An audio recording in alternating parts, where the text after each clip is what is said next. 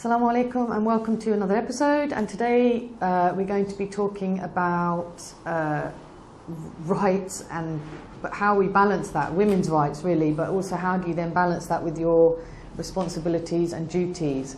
And you know, for me, often people ask me, I'm working, I do paid work as well as voluntary work, and I have 4 children, I have my husband, I have my wider family, friends, and how do I balance all of that? And sometimes people ask me, how do you do it? And I always say to people, if you mean do it, you think I've somehow achieved perfection in all of these things, then clearly I can't answer that.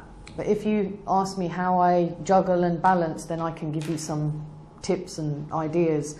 Never saying that I have it perfect, because I don't, but I think you always need to be looking and re-looking at how you balance whatever you're doing, and make sure that one thing doesn't suffer because of another, because then that means that your life is kind of out of balance. And I think the other thing to say is that I am very lucky to be naturally optimistic. So I'm quite laid back and I'm quite an optimist in life.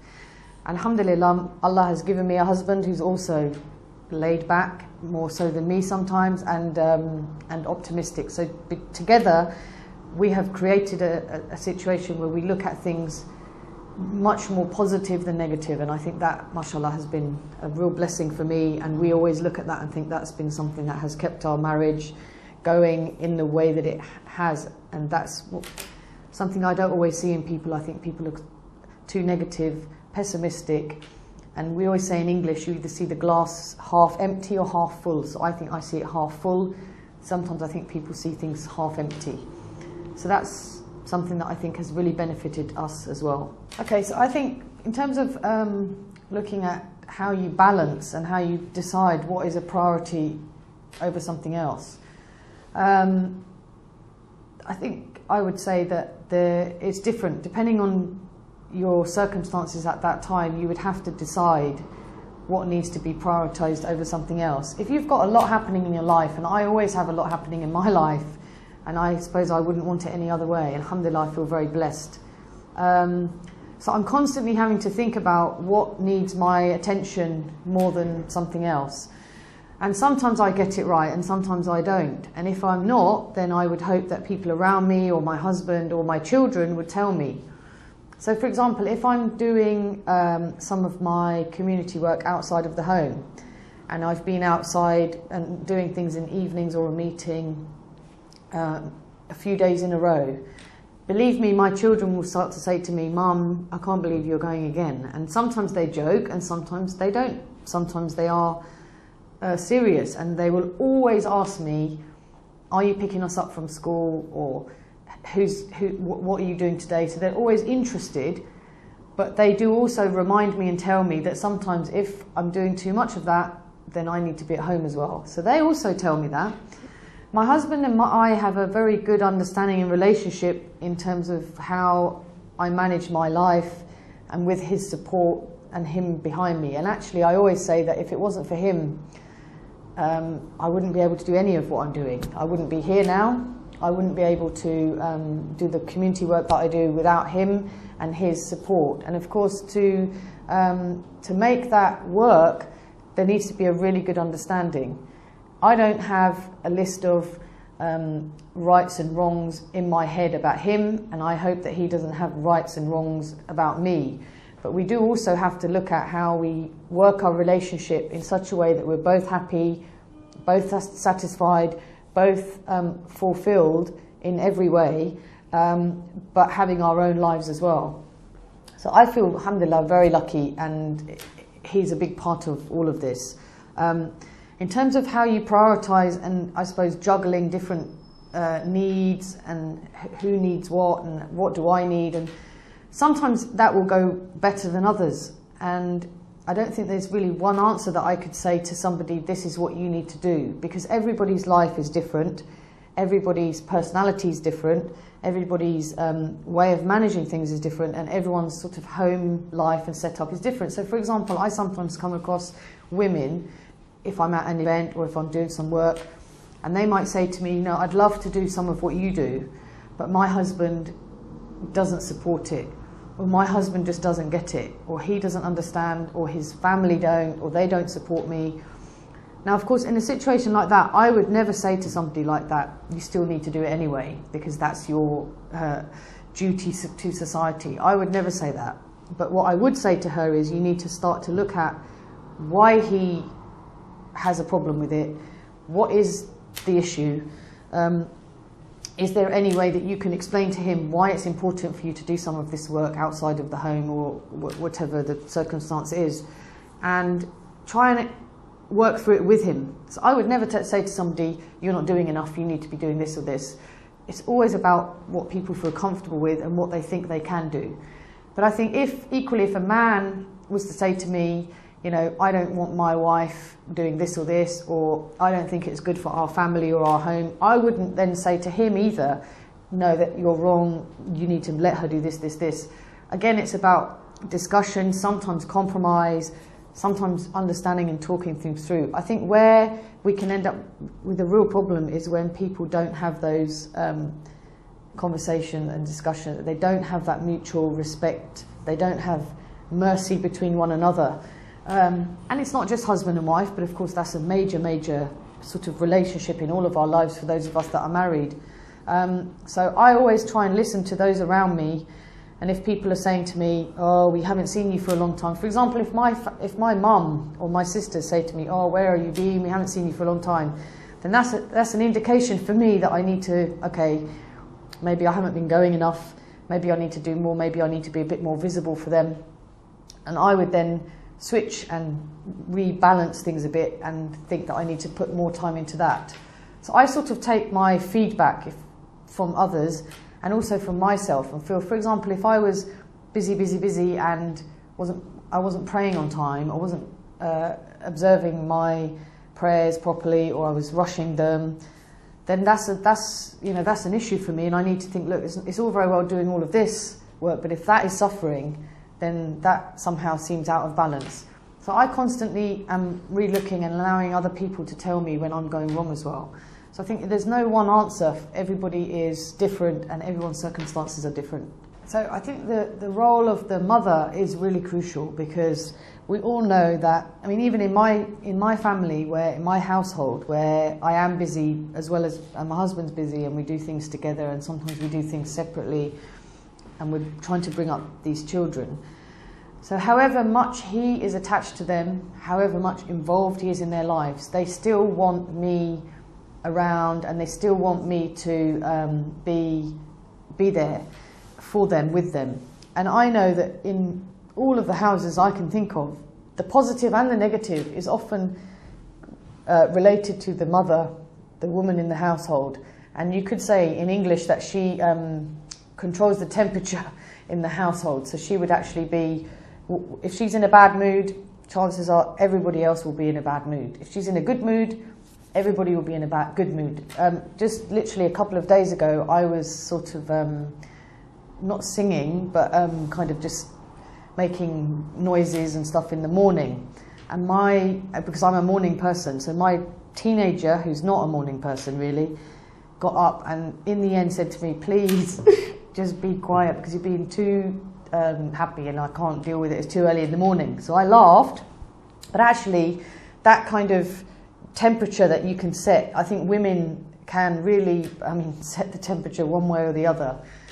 So I think the core of the mother and the love that she naturally has for the children, that kind of bond that you hope develops, is really important. So how you then make it so that that person's presence is still there even when she's not in the home physically, I think is important. But that's about keeping in touch. That's about making people feel maybe part of what you're doing. Because obviously the other side of this is that if a mother with young children wants to do work, whether she wants to start her own business or work in a profession, or wants to do community work or social work or whatever, if she can somehow include the family, get the children involved, keep them as part of it, they won't see her as disappearing and then coming back.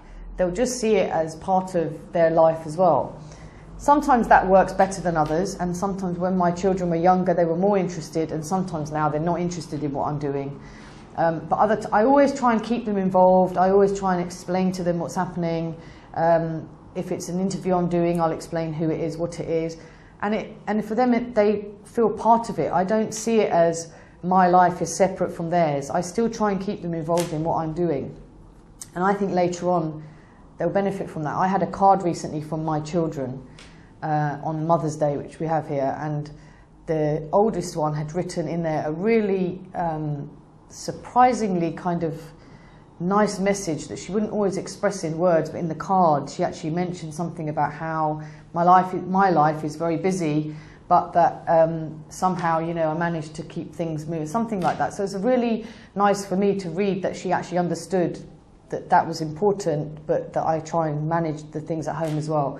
So I think the mother, the role we know in Islam is given such a high place, and rightly so, of course, and there's lots of reward, but with that is lots of challenges as well. And you know, the mother's role is tough from when they're young and babies to as they get older. It doesn't get any kind of easier. It kind of just has different challenges, I suppose. And so I think she needs to remain the sort of really the main person in the family, in the household, but actually to look at how she can juggle and manage and keep the children and her husband and other people in the family as part of it, rather than them seeing that she's going to do her own things and it isn't really part of their lives. I think that for me is quite an important way of dealing with this, if it's possible. So I think, I mean, every family is different, but I think if you can have a good relationship with your children, if you can make them feel that they are loved and respected, and that you're giving them space to grow and develop and be educated and learn how to understand the world and have an open mind, these things are important for me to develop in my children. If you can see them growing and developing in this way, then I think you can see it as a measure of success. It's always difficult because each family is different, and I think what I have learned over the years is not to worry so much about what other people think of me and my family, but it's me that has to really worry about what I think of me and my family and how I can make them us all better, how we can learn. And I think the children need to have a mother who is a role model in the way that they need to be able to see, I think, the mother living up to the values that she's trying to instill in them. That kind of action speaks louder than words. It's all very well for me to talk to them and say, you need to be doing this and why aren't you doing that, and helping them, but then if they don't see me doing those things, how can I expect them to then do it themselves? So I think that kind of good example or kind of role model that the mother automatically becomes within a household is a good measure of whether things are working or not. And of course, every household, you know, has its problems, and we all know families that you think on the outside look like everything's perfect, and of course it never is. No family is. You've got challenges and difficulties, and we've been told that in our teachings of Islamic teachings that you know, there's always difficulties and things come and go, and it's not about whether those things come and go or not, it's about how you deal with them when they do come. So with a mother and that kind of relationship with the children, you would start to get a sense, if you feel that the children look to be disconnected from you, they're not part of your life, they're wanting to do things separately from you, these things are all a good indication of maybe things are slightly going out of balance, and that you need to then relook at, and how do you rebalance those things. And you know, you can take indications from other people. If your children start saying things, or if they're acting in a certain way that maybe makes you feel actually they're not really feeling connected with me, I think that's something that needs to be relooked at. You know, and you would start to know. And if there are difficult things, personal things, private things, challenging issues that they have in their life, you should be the person that they are able to ask. You know, if they can't ask you, then who are they going to ask? They're going to ask somebody outside that maybe give them a different answer. And the other thing I have realised is that I can't always be my children's best friend, meaning I used to think that sometimes you think it's better to do things that they want you to do. So if they ask you, can I go to this place, you might sometimes feel if you say no, they won't like you very much. But actually, sometimes you have to say no, and they have to learn that they can't do or go wherever they want to, that there are boundaries, and that the parents really are, in the end, the ones that will be helping to decide that. So I've had to realise that sometimes I'll do things that my children just won't like about me. And that's fine, because you have to make that judgment sometimes, you know, if they want to go with certain friends, or you sometimes need to advise them and tell them that actually that's not going to be good for you. And you end up being the one who just has to make that stand, and they have to just take it. That's life, you know, we've all had that, and I've kind of had to learn that, I suppose, the hard way. That's one of the things I found sometimes difficult, that I think I'm quite soft on certain things and would rather just have an easier life and let them do things, but sometimes you have to say no.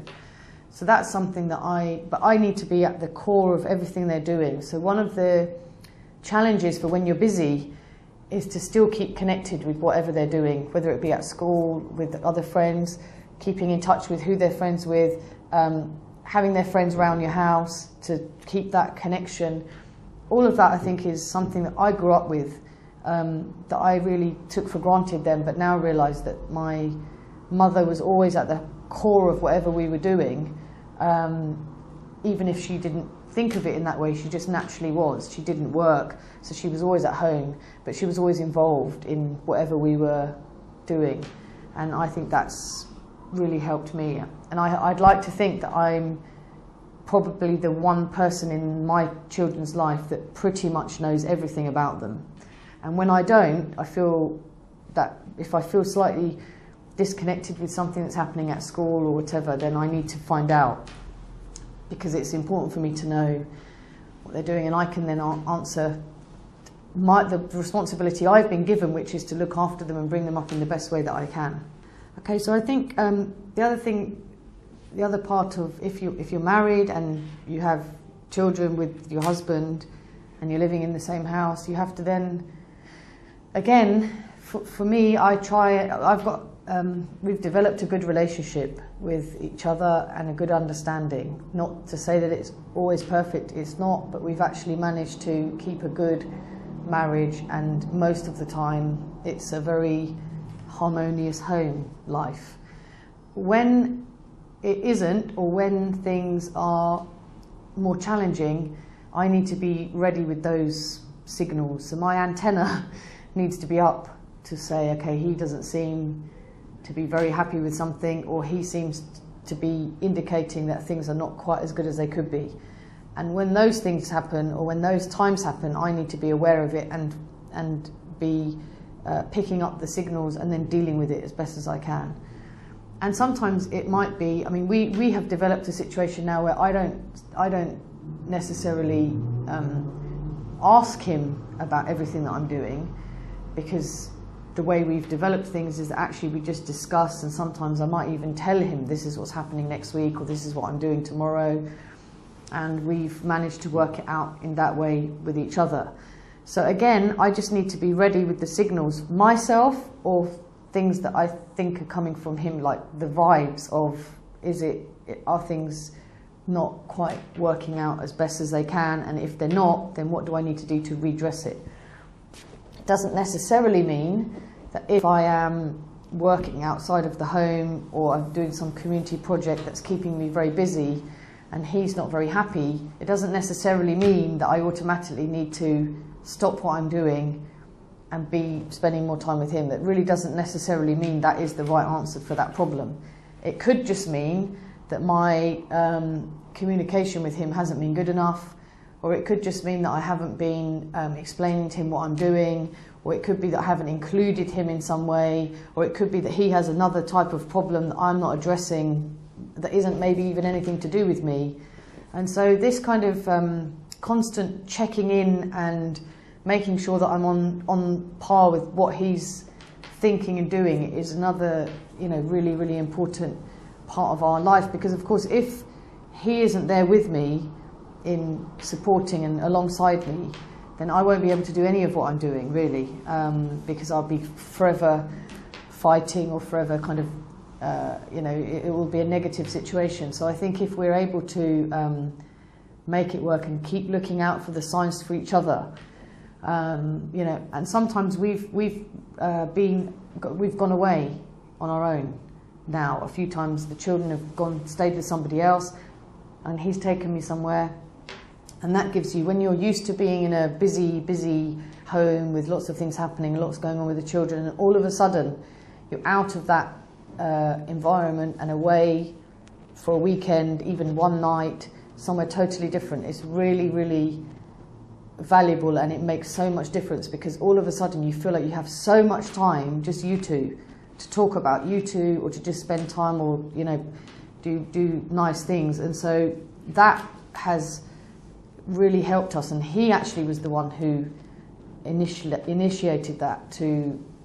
Not all the time, but every now and again we go, at least once or twice a year, we just go somewhere, even if it's overnight or 2 days, and just spend time together, so that we redevelop that relationship, and it's not always just about the children, it's about me and him.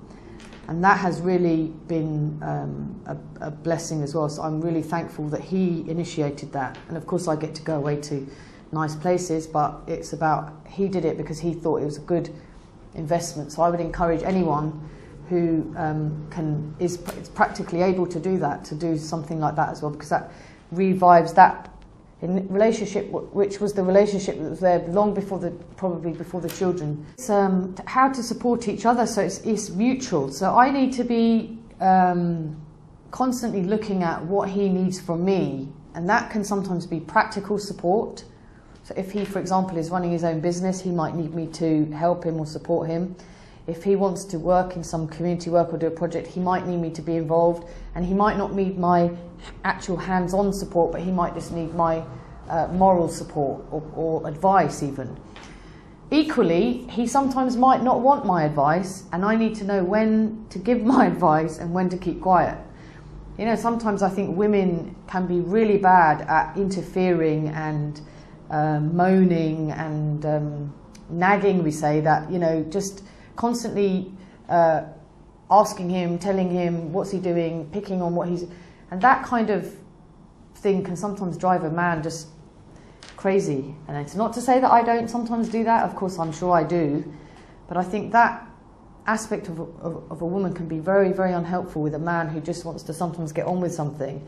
What he needs is you to actually just be quiet, supportive. You manage the affairs of the home, if that's the way you've structured it, and let him just get on with whatever he wants to do, and not be always questioning and asking him and moaning and picking on what he's doing. Just let him feel that he's supported, encourage him, make him feel important if that's needed, in the same way that you would want him to do for you. So I think it's look out and keep an eye out and always be aware of what he needs, and those needs will change over time. As he gets older, his needs will change, and as he develops and does different things in his life, those needs will change as well. So always be looking for opportunities to develop, to grow, to benefit each other. And I think just be aware that, you do have rights.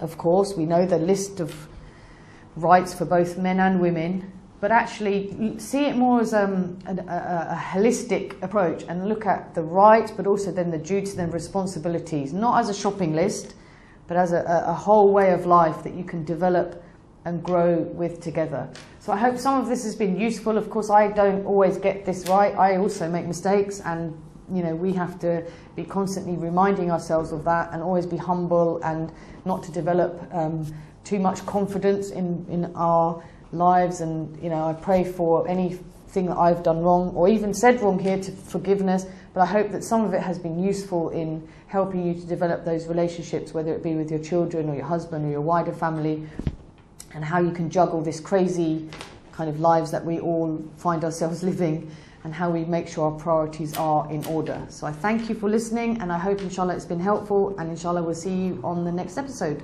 Assalamu alaikum.